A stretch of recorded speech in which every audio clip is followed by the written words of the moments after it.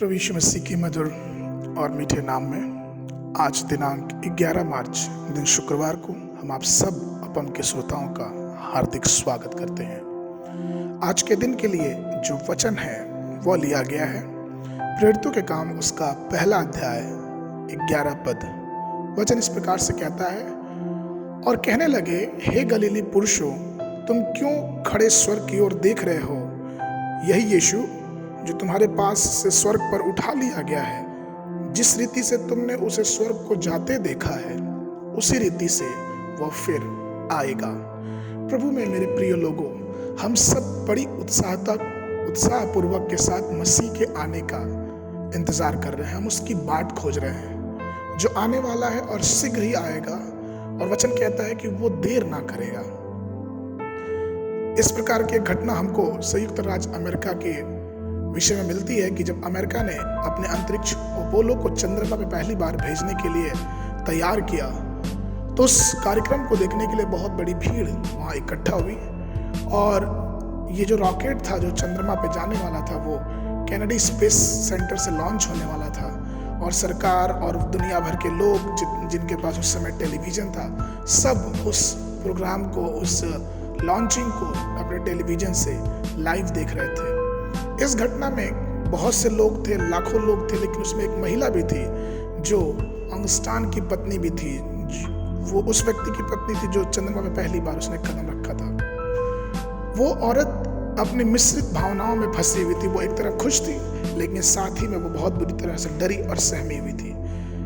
जब लॉन्च का सिस्टम खत्म हो गया, तो जब वो लॉन्च हो गया रॉकेट और चंद्रमा की तरफ चला गया, तब एक पत्रकार ने अंगस्टान की पत्नी से पूछा कि आपको कैसा महसूस हो रहा है? आप क्या सोचती हैं कि आपके पति जो अंतरिक्ष की यात्रा पे गए हैं, उसके विषय में आप क्या सोचती हैं? महिला ने उत्तर दिया कि अभी तो मैं कुछ नहीं सोच रही हूँ, क्योंकि जब तक मेरे पति सुरक्षित चंद्रमा से पृथ्वी पे फिर से नहीं आ जाते, तब तक मैं अपनी इच्छा, अपनी रुचि नहीं बता सकती, क्योंकि सबसे बड़ी इच्छा मेरी यही है कि मेरे पति फिर से सुरक्षित मेरे पास आ जाए।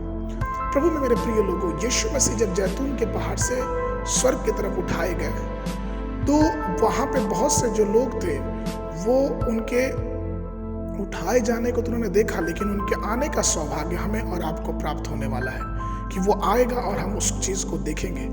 लेकिन जरा सोचिए इस शब्द पे कि वो आएगा। ये शब्द अपने में ही एक बहुत बड़ा महत्व रखता है। जिस प्रकार से हम देखते हैं कि कुछ लोग विदेश जाते हैं पैसा कमाने के लिए, अपने जॉब के लिए, लेकिन जब कुछ वर्षों के बाद वो आते हैं तो उनके जीवन में हम विशेष प्रकार की बदलाहट देखते हैं। कई बार उनकी जीवन शैली बदल जाती है, कई बार चूंकि उनके पास धन रहता है तो उसका प्रभाव के कारण उनकी लिविंग स्टाइल, उनके जीने का तरीका बदल जाता है, उनका दृष्टिकोण बदल जाता है, उनके दिल में दूसरों के प्रति प्रेम की भावना बदल जाती है, मित्रता और धार्मिक उत्साह में पूर्ण तरह से परिवर्तन हो जाता है। लेकिन वचन कहता है कि जिस प्रकार से तुम यीशु को जाते देखो, उसी प्रकार से फिर वो वापस आएगा। अर्थात प्रभु यीशु मसीह जब वो आएगा तो वो वही व्यक्ति होगा जिस तरह से वो उठाया गया था। उसके प्यार में कोई बदलाव नहीं रहेगा, उसके आचरण में कोई बदलाव नहीं होगा। वो जिस तरह से पहले मनुष्य से बात करता था, ठीक उसी तरह हमसे भी बात करेगा। एक शब्दों में कहा जाए तो वो यीशु मसीह अपरिवर्तनशील स्वभाव का मनुष्य रहेगा। अभी वो क्या कर रहा है? कई बार हमारे जीवन में ये सवाल उठाते हैं कि अभी प्रभु यीशु मसीह क्या कर रहा है। वचन के अनुसार ये है कि यीशु मसीह अभी पिता के दाहिनी ओर खड़ा होकर हमारे लिए वकालत कर रहा है।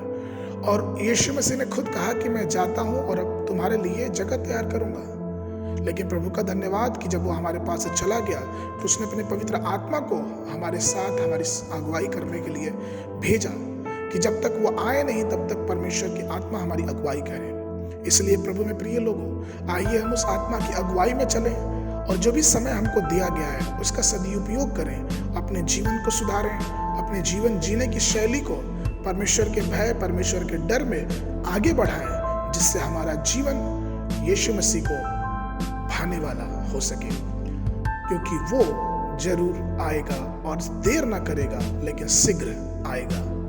आज के मन के लिए जो पद है वो लिया गया है अय्यूब की पुस्तक, उसका 19 अध्याय 27 पद। उसका दर्शन मैं अपनी आंख से अपने लिए करूंगा और ना कोई दूसरा।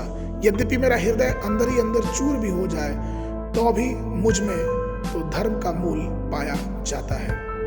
और सुबह के समय बाइबल पढ़ने का अध्ययन व्यवस्था विवरण की पुस्तक उसका 14, 15 और 16 अध्याय, और संध्या के समय मरकुस रचित सुसमाचार उसका 12 अध्याय 28 पद से लेके 44 पद तक। परमेश्वर आप सबको आशीष दे।